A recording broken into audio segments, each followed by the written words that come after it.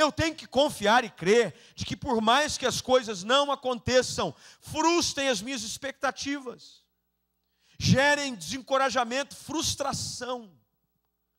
A atitude e o caminhar desses dois era uma caminhada frustrada, voltando decepcionados. O próprio discurso deles, porque a gente sabe quando uma pessoa está desanimada pelo seu discurso.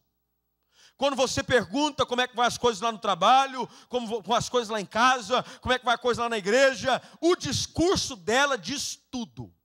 No discurso, você sabe como é que está o coração. Está indo mais ou menos. Eu achei que ia ser melhor. Eu achei que a empresa ia para frente, mas as vendas não foram do jeito que eu esperava. E lá em casa, bem, as coisas não estão do jeito que eu gostaria que fosse, a situação está difícil. Mas e as crianças, os filhos, bem, eles também, frustrados. A própria conversa é essa. Falam para Jesus da sua frustração. É interessante que Jesus nos visita em meio às nossas jornadas de frustração. O que me fascina nesse texto é o tempo de Jesus.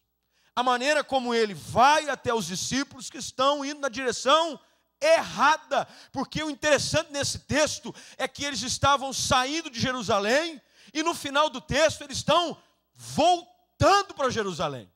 Jesus os visita no meio de uma jornada de frustração, de decepção, de desencorajamento, de achar que a vida não era bem assim, e que eu acho melhor voltar para casa e dar uma de Pedro, eu vou pescar, porque esse negócio de ser discípulo e pescador de homens, eu acho que não vale a pena, e tem muita gente que faz esse mesmo percurso. Vou voltar para casa, vou sair de Jerusalém, eu vou para minha Emaús, lá pelo menos a vidinha continua, e eu vou em frente. Jesus chega. É interessante como Jesus nos visita em meio às nossas frustrações. E ele faz uma pergunta: o que é que está incomodando você?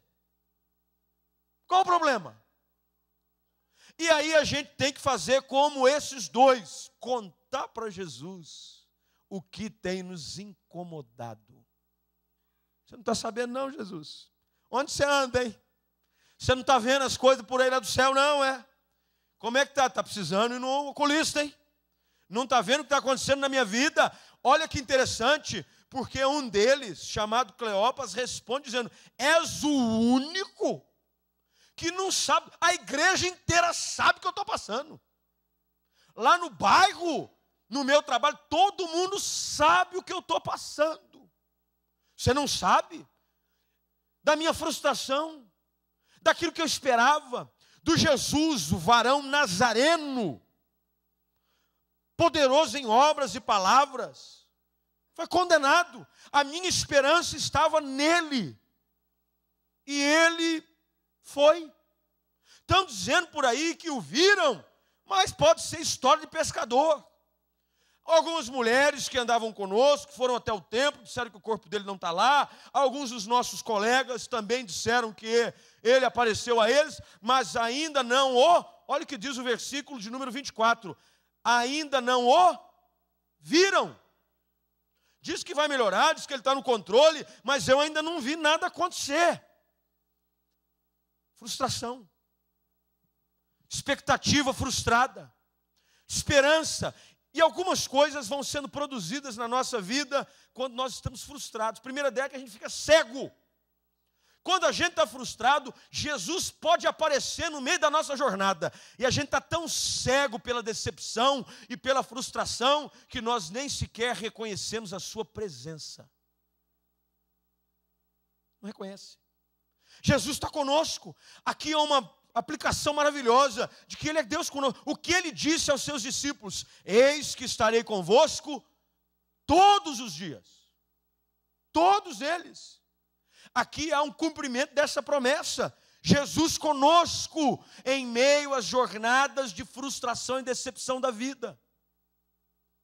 Jesus se apresenta, mas eles, por causa da cegueira, às vezes nós ficamos assim, frustrados, não conseguimos enxergar nem sequer a ação de Deus no nosso meio. Achamos que Deus nos deixou, que Jesus nos abandonou e que nós estamos nessa estrada caminhando sozinhos. Não é verdade.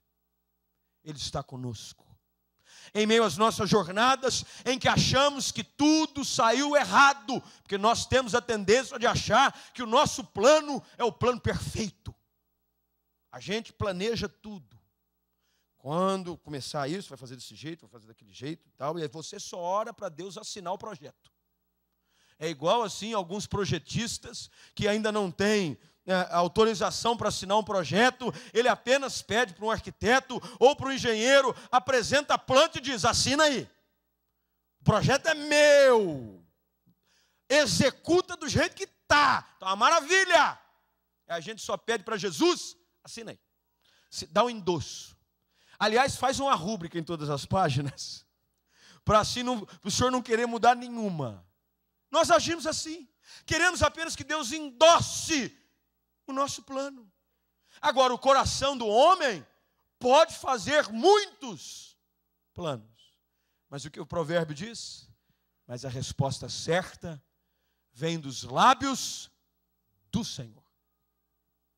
Os discípulos achamos que era assim. Nós esperávamos que era Ele que viria redimir a Israel, mas aconteceu isso, depois de tudo isso. Olha, é interessante como muita gente na vida, depois de uma sucessão de fatores, se decepciona.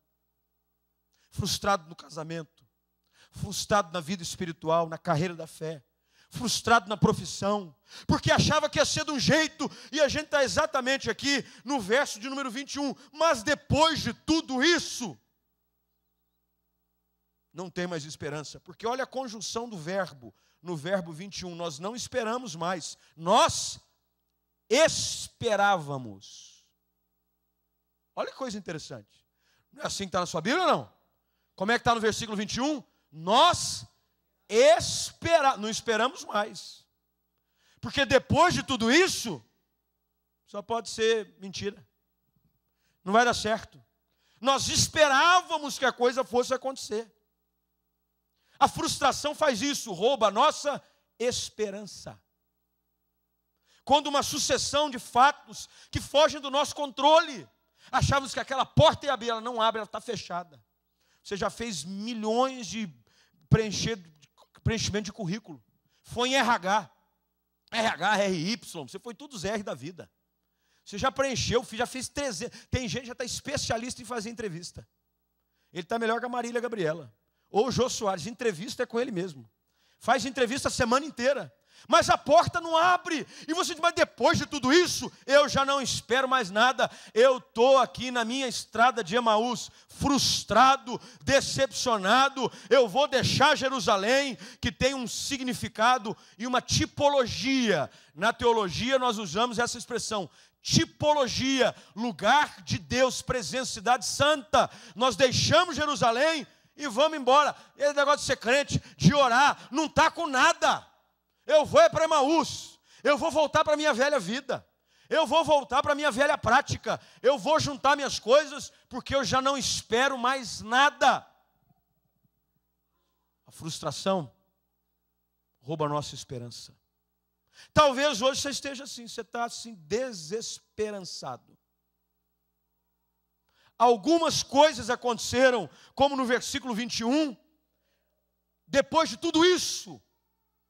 E aí você pode assim fazer a sua própria história, narrar os seus próprios episódios e dizer, depois de tudo isso, pastor, depois de tudo que aconteceu, depois de tudo que foi dito, depois da discussão, depois dos problemas, depois disso, eu esperava, não espero mais. É aí que Jesus nos surpreende. Jesus nos visita nesse ponto, aonde a gente está voltando para casa decepcionado. Ele chega e começa então a falar sobre o seu plano. É interessante como precisamos saber qual é o plano de Deus. Deus tem plano para a sua vida, você sabia disso? Tem plano. Você não está aqui simplesmente na loteria da fé.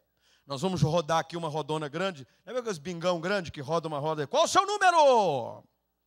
Roda, roda, roda. É chacrinha, não tem nada a ver.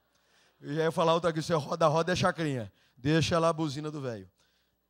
Aquelas rodonas grandes. Aí para, aperta o negocinho, não é assim? Desce o número. Mostra para todo mundo. Quem tem esse número? Quem tem esse número?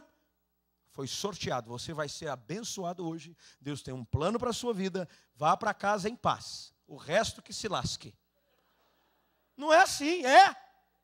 Deus tem um plano para você. Será que você pode dizer para quem está ao seu lado? Deus tem um plano para a sua vida. Mesmo depois de tudo isso. Mesmo depois de tudo isso, Deus ainda tem um plano. Os planos do Senhor são infalíveis. Infalíveis. Deus não perde o controle, não faz. Não, pega a borracha. O projeto deu errado. Pega a borracha, apaga essa parede, vamos fazer outra. Deus não faz isso com a gente, não, gente. A gente não é cobaia de Deus. Deus tem um plano para você, para a tua casa, para a tua família. Deus tem um plano para a sua vida. Por mais que hoje você esteja numa estrada cheia de frustração, Jesus hoje à noite, assim como visitou os dois, entra nessa tua estrada para chamar a tua atenção e te dizer: presta atenção, eu ainda tenho um plano a cumprir na tua vida. Pode jogar a tristeza de lado e pode até cantar: tristeza, por favor, vai embora. Está um samba bom. Se alguém nunca fez, eu vou compor. Tristeza, vai embora. Jesus chega, ouve os relatos. É interessante como Jesus está disposto a ouvir a nossa conversa cheia de frustração e decepção. Pode dizer: eu achei que ia ser desse jeito, eu achei que o Senhor ia me abençoar, eu achei que ia ser dessa forma, eu achei que o Senhor ia livrar, eu achei que o Senhor ia curar, eu achei que o Senhor ia... Achou errado. Eu tenho o controle de todas as coisas. E a minha vontade é que é boa, é que é agradável e que é perfeita na